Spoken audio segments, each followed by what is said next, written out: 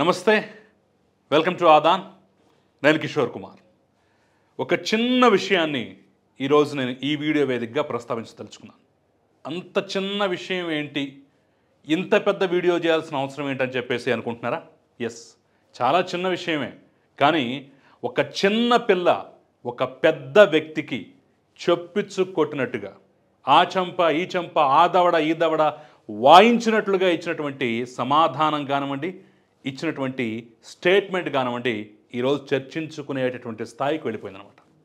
Yes, కర్మ అనేది ఏ విధంగా రిటర్న్ అవుతుంది, కర్మ అనేది ఏ విధంగా తిరిగి మనల్ని కొట్టుకుంటుంది అనే దానికి ఒక పర్ఫెక్ట్ ఎగ్జాంపుల్గా ఈ వీడియోలో చెప్పినటువంటి అంశాలని తీసుకొచ్చనమాట. ఫస్ట్ ఇది మీకు అర్థం కావాలంటే ఒక చిన్న ట్వీట్ చూపించాలి. అది మరేదో కాదన్నమాట, గౌరవ మాజీ శాసనసభ్యులు, చంద్రగిరి మాజీ ఎమ్మెల్యే అయినటువంటి చెవిరెడ్డి భాస్కర్ రెడ్డి ఇచ్చినటువంటి ట్వీట్ అనమాట. ఆయన ఏం రాశాడంటే, తన కొడుకు మోహిత్ రెడ్డి అరెస్టు గురించి ఒక చిన్న ట్వీట్ వేశారు. నా కొడుకు వయసు 25 ఏళ్ళు, విదేశాల్లో ఉన్నత విద్యను అభ్యసించి ప్రజా జీవితంలోకి వచ్చాడు. ఓకే, అక్రమ కేసులో అరెస్టు చేయించారు. విదేశాల్లో చదివిన నా కొడుకుని వీధి పోరాటాలకు సిద్ధం చేస్తున్నారు. విదేశాల్లో చదివిన తన కొడుకునట ఇప్పుడు ఈ ప్రభుత్వం వీధి పోరాటాలకు సిద్ధం చేస్తుందట. చంద్రబాబుకు కృతజ్ఞతలు, ఏది అలా చేసినందుకు కృతజ్ఞతలట. నేను విద్యార్థి దశ నుంచే ఉద్యమాలతో పెరిగిన వాడిని.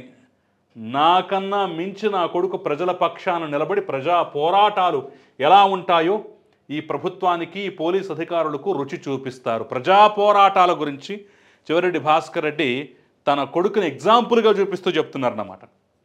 ప్రజల పక్షాన ఏ స్థాయి పోరాటానికైనా పూర్తి స్థాయిలో సిద్ధంగా ఉన్నామని చెప్పేసి ఒక ట్వీట్ వేశారు. ఏది, తన కొడుకును బెంగళూరులో అరెస్ట్ చేసి తీసుకొచ్చి 41A నోటీస్ ఇచ్చి వెంటనే వదిలేసిన దానికే ఇంత పెద్ద కథ, ఇంత పెద్ద హంగామా చేసినటువంటి పరిస్థితి కనిపిస్తోంది.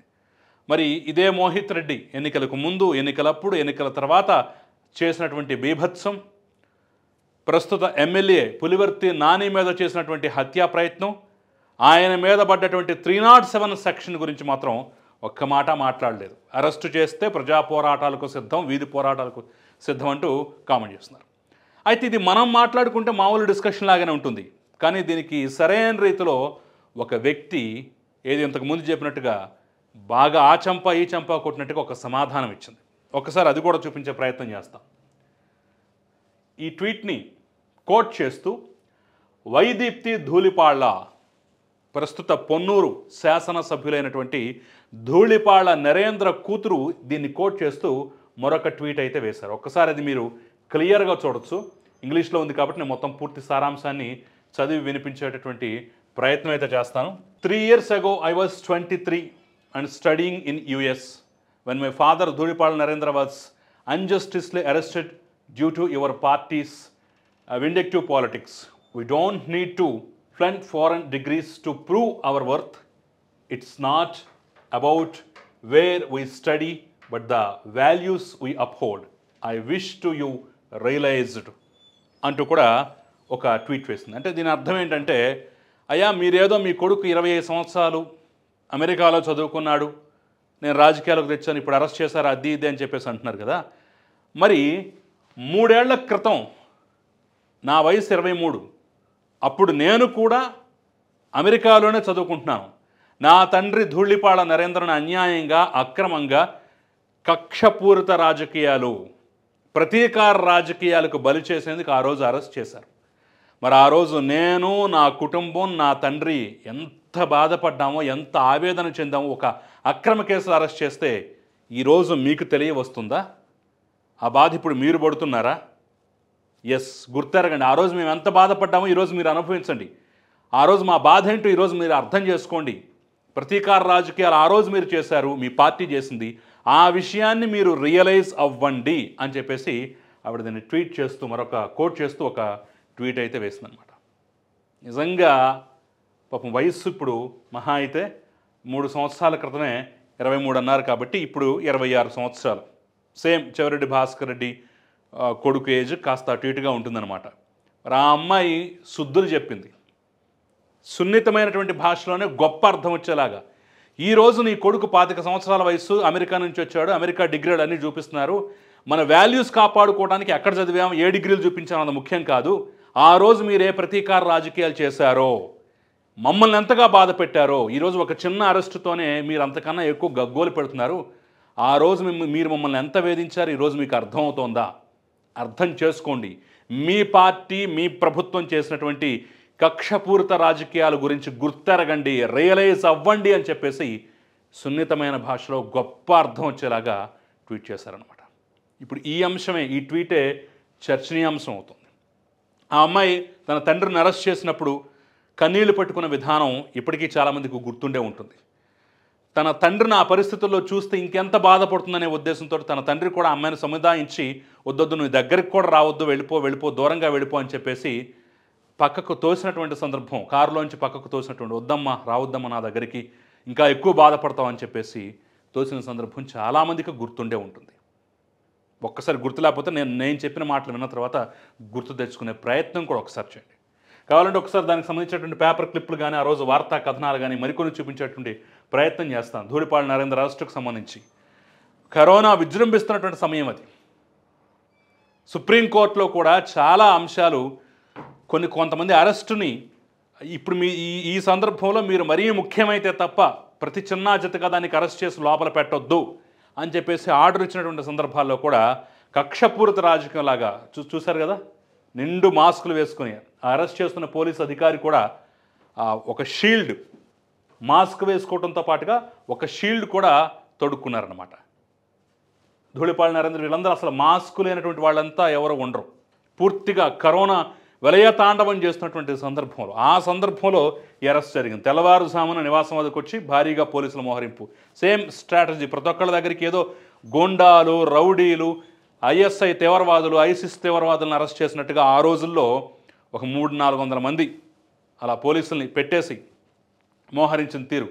చింతలపూడిలో రోడ్లోని దిగ్బంధం, ఎవరూ అటువైపు రాకుండా కట్టడి తెలిసిందే. భార్యకు నోటీసు ఇచ్చి ఇంట్లోకి వెళ్ళి నరేంద్ర అరెస్ట్ చేసిన ఏసీబీ.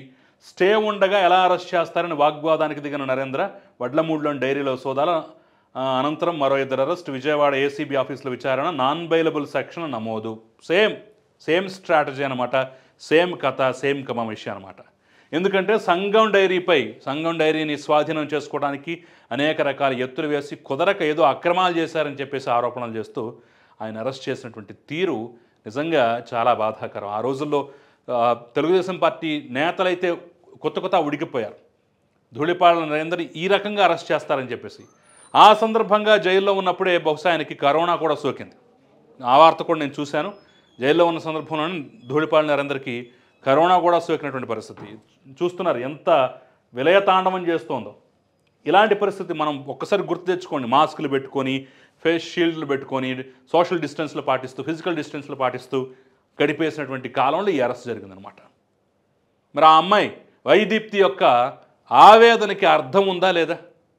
ఆవిడ మాట్లాడిన మాటలకు అర్థం ఉందా లేదా? చాలా సున్నితమైన భాషలోనే మా బాధని అర్థం చేసుకున్నారా? ఎప్పటికైనా మా బాధ ఏంటో, మేము పడ్డ బాధ ఏంటో మీకైనా గుర్తొస్తోందా? మీరు పడ్డ బాధతో పోల్చుకుంటే మా బాధ ఇంకా చాలా పెద్దదంటూ మాట్లాడినటువంటి మాటలు నిజంగా ఆలోచింపజేస్తున్నాయి. దానికి సంబంధించి అప్పటి వార్తా కథనాలు కూడా ఒకసారి మనం చూసినట్లయితే చాలా దారుణమైనటువంటి అంశాలు మనం చాలా చూడొచ్చు అనమాట. ఆ రోజు ఇలా అరెస్టు చేసినటువంటి సందర్భం, ధూళిపాళ నరేంద్రని అలా కారులో తీసుకెళ్తున్నటువంటి సందర్భం. ఈ సందర్భంగానే ఆ అమ్మాయి కూతురు వస్తే వద్దు అని చెప్పేసి ఆయన కూడా పక్కకు పంపించినటువంటి సందర్భం. ఆ రోజే ఆ అమ్మాయి చెప్పింది, చాలా క్లియర్గా చెప్పింది, మేము ఎవరికి భయపడం, ఏం చేయాలో మాకు తెలుసు అంటూ కూడా ఆ రోజు నిండు కరోనా సందర్భం మాస్క్ పెట్టుకుని మరీ ఆమె మాట్లాడింది. వైదీప్తి చిన్న పాప, అప్పుడు 23 సంవత్సరాలే. తండ్రిని అరెస్ట్ చేసినప్పుడు పడ్డటువంటి బాధ, ఆ కార్యాలయానికి తీసుకొచ్చినప్పుడు ఫోటో ఇది. సో ఇవన్నీ చూస్తుంటే ధూళిపాళ నరేంద్ర అరెస్టుకు సంబంధించినటువంటి అంశాలు ఒకసారి చూస్తుంటే చాలా దారుణమైనటువంటి ఈ రకంగా అనేక సందర్భాల్లో ఆయన అరెస్ట్ చేశారు.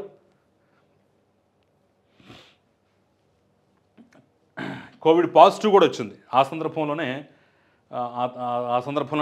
కోవిడ్ టెస్టులు కూడా చేశారు. కొంత పాజిటివ్గా వచ్చినట్టు కూడా ఆ రోజుల్లో వార్తలు కూడా వచ్చాయి.